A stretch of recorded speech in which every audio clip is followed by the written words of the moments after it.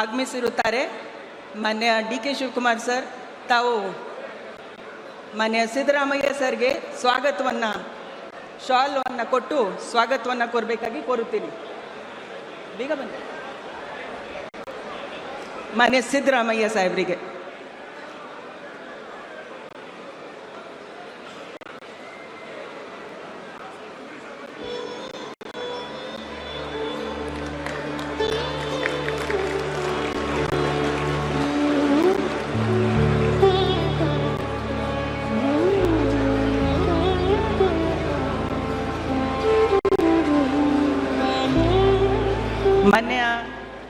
ಗೌರವಾನ್ವಿತ ಮಾನ್ಯ ಮುಖ್ಯ ನ್ಯಾಯಾಧೀಶರು, ಕರ್ನಾಟಕ ಉಚ್ಚ ನ್ಯಾಯಾಲಯದ